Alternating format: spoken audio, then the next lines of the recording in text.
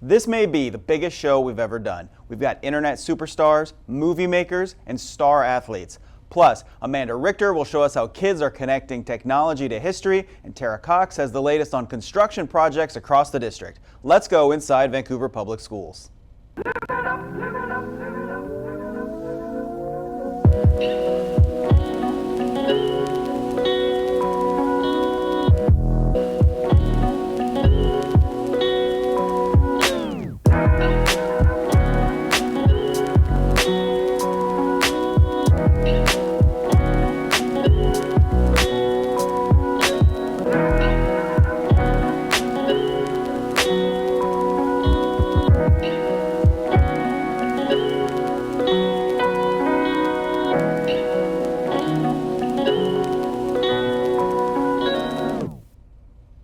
Hi everybody, welcome to the show. I'm Nick Voll. I wasn't kidding.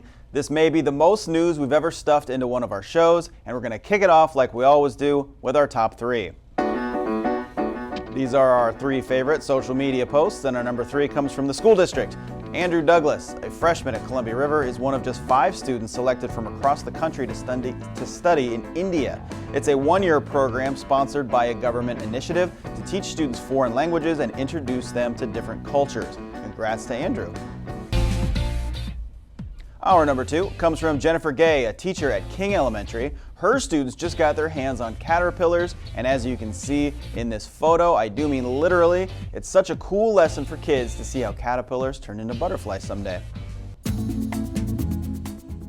And our number 1 comes from Lee Thomas, posting from Salmon Creek's Muffins with Mom event. Muffins with Mom and Donuts with Dad are special events that bring parents in before school starts to share breakfast and books with their elementary students. These events are run by the district's Family Community Resource Centers, and they're great ways to get parents involved in school. And hey, speaking of social media, you may have seen this on your feed. One day, a teacher at Hudson's Bay High School spotted something funny in his class, so he took a picture of it and posted it to Twitter. A few hours later, he and the student in the photo became internet celebrities. As per usual, test takers in Eric Saueracker's physics class were forbidden from using their phones during the midterm exam. I had made an offhand casual remark like, yeah, you guys can bring in, Walkman, cassette players, CD players if you want, no phones at all whatsoever. Wyatt Prutch had a question for Mr. Saueracker. He kind of did the jackass saying, record players. I was like, yeah, sure, record players. Exactly, Wyatt. But Wyatt wasn't kidding, showing up the next day with his portable record player. He didn't like get mad or anything. He was just like, all right, and then brought the extension cord in and plugged it in. The class got a good laugh, and then it was exam time. Everybody just sort of dove into their tests, and I quietly crept over and took a photo of them and threw it up on Twitter. That's when the story takes off. Within a couple of hours, a group of Kanye West fans noticed the record Wyatt chose, Kanye's The College Dropout album. I didn't think of putting 2 and 2 together of listening to The College Dropout while taking a test, but the irony was rich when people found that out on the internet. Those Kanye fans retweeted Mr. Saueracker's post over and over and over. I was going into the locker room to get ready for track, and one of my friends was like, Wyatt, you're blowing up on Twitter, and I had 600 retweets or something like that. I was like, that's pretty funny. Yeah, then I went through track, and I came back out, and I think I had 5,000 at the end of practice, and I just watched it for the rest of the day, and it just kept getting bigger and bigger. The tweet kept growing, getting retweets and likes. Yeah, we got 500,000 overnight. It was insane. That's when the media took notice. Wyatt was everywhere. BuzzFeed, the Time Magazine website, KGW, the Columbian, on Complex's website. And Mr. Saueracker learned what it's like to go viral and the hazards of fame. Most of the people who reported on it didn't contact me at all, so I've been reported as a middle school science teacher. People think I'm Canadian because they thought it was Vancouver, BC. My name was out there as Sauercracker, so that one was pretty good. With Twitter fame comes new Twitter followers. So I had probably 40, and I'm at 1,600 now. A lot of Twitter followers is great, but the important thing is that Wyatt aced the test. Wyatt will not be a college dropout. Wyatt will be a very successful young man. He does excellently in class. Now the big question is, what will Wyatt do to top this? Maybe I'll bring in a cassette player next year. At last check, Mr. Saueracker's tweet had more than 650,000 likes and 200 retweets. All right, it's time now for a Reschools update, the latest on construction projects paid for by your bond dollars. While new schools are still in the planning process, lots of improvements are happening at existing schools all over the district. And joining us now to talk about some of those projects is Tara Cox from the district's communications office. Tara? Thanks, Nick. A big project has just wrapped up over at Minnehaha Elementary. They got a new heating and cooling unit. And it doesn't sound that exciting until you see the pictures. Check this out. The district maintenance team brought in a giant crane to lift out the old unit and put in the new one. It's all one unit, so it's obviously a major undertaking. This was about 4 years in the making. The old system had been having trouble working with lots of service calls, so the maintenance team is excited about this new unit. It's a heck of a system. It'll do its job, and I think for the future, for Vancouver School District, they'll really notice some energy savings with it. And it'll keep the students cool once it's up and running and doing what it's supposed to be doing. The new HVAC system should be about 25% more efficient than the old unit, in addition to actually working all the time. Usable parts from the retired HVAC system are being refurbished at the district shop and will be used to improve the systems over at Jason Lee Middle School. A major project has begun at high schools all over the district, and it will have a big impact on student athletes. Work has begun to install turf fields at Hudson's Bay, Fort Vancouver, Columbia River, and Skyview High School. The new fields will replace grass fields, which anybody who uses them will tell you they get pretty difficult to use in the wet weather.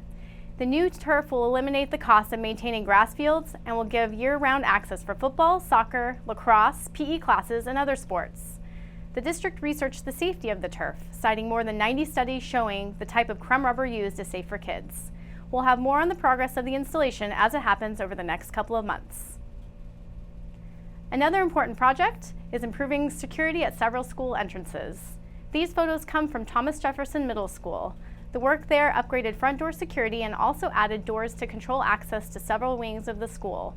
Similar projects are happening at other schools. You can keep track of all the bond-related work happening across the district at our website, vansd.org/reschools. See timelines of future projects and reports on the projects already underway. There are a number of groundbreaking ceremonies for new buildings coming up, starting in June, and of course we'll have full coverage of those as they happen. Nick, back to you. Thanks, Tara. One of the upcoming new school buildings is for Vancouver iTech Preparatory, but that's the future. Right now, students from iTech are digging into the past, thanks to a partnership with the Fort Vancouver National Historic Site. It's our We Learn story, a look at how students and teachers are using technology in the classroom. Amanda Richter joins us now with more. Thanks, Nick.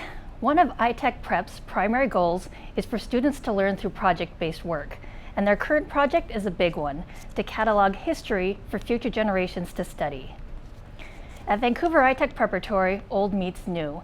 These middle schoolers are making 3D models of artifacts pulled from the Fort Vancouver National Historic Site using an app on their iPads. It takes pictures on each of those spots and it puts a 3D model together based on the position. It takes time, but it's really fun. The end result is a digital object that can be studied by anyone online. You can just rotate it and see how, like, the different perspectives of that artifact. So, like, it's basically in real life, but just 3D on a phone or whatever you want to look at.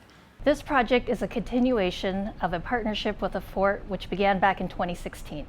Back then, students made virtual reality tours of the fort itself, which are available online. The success of that project inspired this next step. This is kind of a leap of faith to bring some of our most precious artifacts here and teach them how to handle them properly and how, to be cautious when they're moving them or filming them. But we've had no issues, and it's been just wonderful to see them jump in a professional way. By working on real-world projects, students are making the connection between our area's past and present. I've just learned a lot about how people lived at Fort Vancouver and like how similar it is to how we live today, even if it was made out of wood and they didn't have the machines we have now. Speaking of those machines, who better to use an app to document artifacts than these iTech middle schoolers? Since we're a technology-based school, we're applying what we know about technology and what we're learning about technology to things that aren't necessarily what we have now and building something that's like melded together and completely brand new. For Bob Cromwell and Teresa Langford, this is not only a way to preserve the fort's history in a digital format, it's a chance to promote their passion for history. Whenever we get the opportunity to grab that next generation and hopefully also get them to fall in love with things like archaeology and history and to care about our past. That is a wonderful avenue for us to explore, and hopefully we're teaching that next generation of historians and archaeologists. Now the project is still a work in progress, so you can't go see the virtual museum just yet. You can, however, see the virtual reality project that they worked on 2 years ago. If you Google Fort Vancouver virtual reality, it's one of the first things that pops up. Nick, back to you. Thanks, Amanda. If you want to see more stories of technology in action in our classrooms, check out the district YouTube page. It's youtube.com/VanSDTV. Just look for the We Learn playlist. Projects like the one Amanda just shared are part of the reason iTech Prep is one of the best high schools in the state. According to U.S. News & World Report, iTech is 20th best in Washington. The magazine cited student test scores, advanced placement courses, and the school's graduation rate. iTech was ranked 1,384th in the country. This is iTech's first appearance on this prestigious list. In the past, Vancouver School of Arts and Academics, Skyview, and Columbia River High Schools have also earned recognition. Every year, Vancouver comes together to support a great organization that helps thousands of kids every year. The annual Foundation for Vancouver Public Schools Luncheon was a big success. More than 500 people filled the ballroom at the Vancouver downtown Hilton. This event is the biggest single fundraiser of the year for the foundation, which assists kids across the district. They provide basic needs help like shoes and clothes, and enrichment opportunities like field trips, and a whole lot more. The support the foundation receives each year speaks volumes about our community. We couldn't be more grateful for the support that our community has come together to show us today. It was truly a spectacular coming together to celebrate the Foundation for VPS's 30th anniversary, and we were able to raise a lot of money from our community. As always, lunch was prepared by students at Fort Vancouver's Culinary Arts program. Hudson's Bay High School's horticulture program provided floral centerpieces, and Fruit Valley and Chinook Elementaries provided choirs for performances. Organizers say it was one of the most successful lunches in foundation history. As I mentioned, the foundation offers grants to help pay for field trips. One of those took students from Ogden Elementary to downtown Portland, where they got a chance to learn about animation. It was part of a special curriculum that brought a professional animator to school and even a chance for kids to do animation themselves. A busload of excited Ogden Elementary students floods the art museum in downtown Portland. They're here to see the Leica exhibit, a look at how the stop-motion animation studio makes its films. Leica, an Oscar-nominated Portland-based company, made Coraline and most recently, Kubo and the Two Strings. One student found his look-alike in a display case, the lead character from the film Paranorman. For Ogden students, this is the culmination of a school-wide unit on animation. First, animator Gates Callahan came to Ogden to teach the kids about the process. It doesn't really seem like that much, but when you really think about it, it starts taking a lot of time because you gotta perfect it and make it look as good as possible. Stop motion is a series of images, or frames, strung together to create movement. Usually, 300 frames makes a 1 to 2 minute stop motion video, but they have to do over 500,000 frames or something to do a 1 hour film. Students learn not only techniques of animation, but how much detail goes into a film. It takes a lot of people and it's a lot of hard work because of all the faces they made for just one character. They gotta make so many different faces, just 3D print them, and then they got over 70 people just carving into the faces just to make one simple face that they would probably use almost just in a few frames. And then one of the bigger lessons in this project is that every student is unique, with different paths to success. It's kind of surprising, some of those students where you don't always see them speaking up in different subjects are now really invigorated to try something new. And we've even started doing it in different subjects like math, a typical math problem that we do. We're now making stop motion videos for it, so it's cool to apply it to different subjects. For teachers, it's another tool to boost student engagement. For students, it's really cool. Every class between 2nd and 5th grade got to take the field trip to the art museum. It was paid for in part by the Foundation for Vancouver Public Schools, as I mentioned. For a lot of students, it was not only their first experience at the art museum, it was also their first trip to downtown Portland, a truly memorable day. And we have more movie news for you. Local student filmmakers got a chance to see their films on the big screen at a brand new film festival organized for and by students. The first annual Young Adult Northwest Film Festival packed in a big crowd at the historic Kiggins Theater in downtown Vancouver. It was organized by Halima Tufts, a student at Vancouver School of Arts and Academics, and Danny Garrison, a student across town at Heritage High School. They were working on separate film festivals and decided to team up. I started this project at the beginning of the school year, and so it is a lot of work trying to get the funds for it, trying to rally everyone together. It was a lot of work, but it's really paid off, and I'm really proud of how it's turned out. They partnered with Kiggins Theater to supply the screen and IQ Credit Union to supply the prize money. They handed out awards in several categories and had dozens of submissions. They hope the festival grows next year and into the future. Now, we produced a special edition of the district's film show, the Young Filmmakers Project, at the film festival. That's currently airing on Comcast Channel 328 and on the district's YouTube channel. You can see interviews with the organizers and the filmmakers along with every film in the festival. The classic science fair is a staple of most elementary schools, but at Harney Elementary, they're taking it above and beyond what most of us experienced as kids. The annual STEM fair, that's science, technology, engineering, and math, goes so much further than just making a poster board. Students research topics, make projects, and then have to defend their ideas in an interview with a community member. It not only teaches them about their topic, but how to articulate their ideas and speak to adults on their level. One interviewer was so struck by his presenter's idea, he wanted to help take it to the next level. Scott Johnson works with Clark Regional Emergency Services Agency. He was blown away by fourth grader Alexa's idea to keep homeless people warm by sewing reflective warmth blankets inside of clothing. I think this is an excellent idea. I think it's practical. I think it's easy to put into place. I think you did a great job, and I think I'm going to pass this on to some people to see if your idea can actually have a positive impact on helping a lot of people in our community. Scott said he'd pass along Alexa's idea over to the Council for the Homeless to see if they'd be able to use it. Alexa thought it would be a fun way to help other people and get to do something out of the ordinary for school. What do you work in? But I think it's really cool because usually scientists would make projects, but kids don't really make that much projects. So it's really cool how kids actually make projects.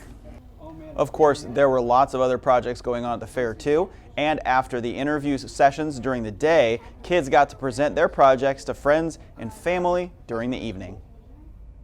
Research shows that early childhood education can play a major role in how successful a student will be throughout their educational career. A program in Vancouver Public Schools helps get kids ready for kindergarten, and it does it long before the first day of school. It's 3:30 after school at Marshall Elementary, but there's a big group of kids and parents in the front hallway. Yes, your name is Nicholas, and I'm so happy you're back. They're here for after-school preschool, or as Marshall has dubbed it, begindergarten. And we just want to help prepare them for what kindergarten is going to be like for them in the fall. That means reading, writing, math, but most of all, what it means to be a student.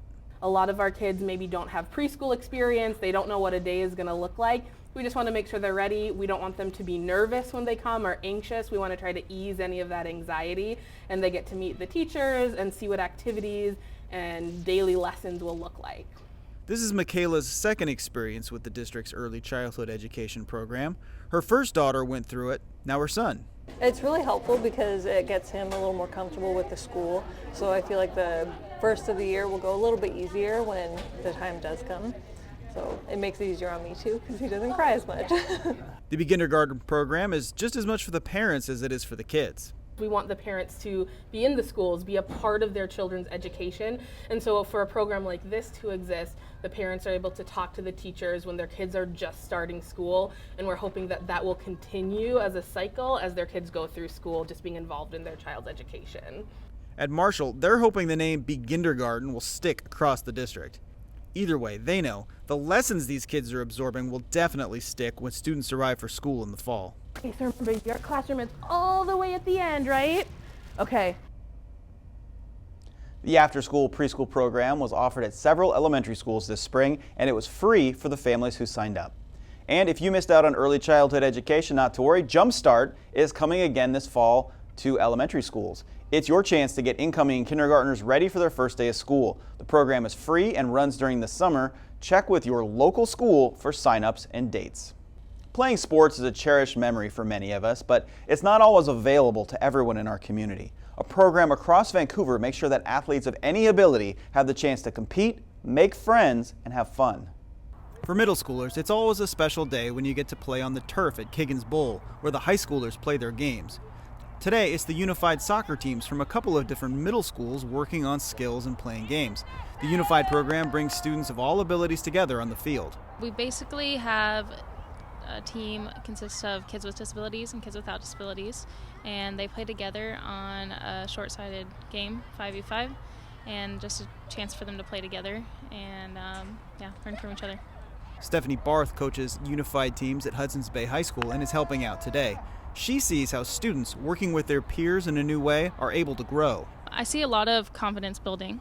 A lot of the kids come in the first couple weeks and they're very nervous, aren't really sure, and it's just really cool to see the friendships build and just them gain confidence in like a sport that maybe they hadn't tried before. Of course, it's about more than sports. I think it's important for both the kids with disabilities and without, just to get the experience. For kids whose day-to-day life is different than a typical teen, this is an opportunity. It's just something that they can enjoy, like other kids doing sports. Like it's something that they want to do.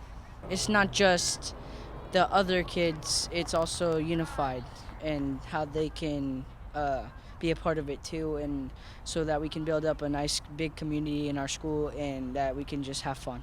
Both Desiree and James volunteer with the program and work with the life skills classes at school. They do it because it's fun. I like coming out and doing this because I get to be with my friends and it gives me time to like practice my ability too. They have like really great personalities and they're really fun to be around, and it's just a super fun class. And there are lots of unified sports events throughout the school year, so check with your school to see when yours are coming up. These young athletes love to play for a crowd, and they certainly deserve our support. Time now for the big picture, our favorite social image from social media. This one comes to us from the Columbians 360 Preps Instagram feed. That's Skyview High School Sophie Green and Presley Timmons congratulating Crystal Kaufman for her victory in the 800-meter run during the district track meet. Timmons came in second. I love how this image captures the spirit of teamwork that you find in high school sports. Congratulations to all of those great Skyview student athletes. And here's what's happening across Vancouver Public Schools, and I can't believe I'm saying this, but it's almost graduation time. For the 4 main high schools, the ceremonies will be at the amphitheater in Ridgefield again this year. On Wednesday, June 13th, Fort Vancouver walks at 5 p.m., Columbia River is set for 8 p.m. The next day, Hudson's Bay walks at 5, Skyview goes at 8. Other high school programs have different graduation plans, so check the front desk of those schools to get details on those graduations.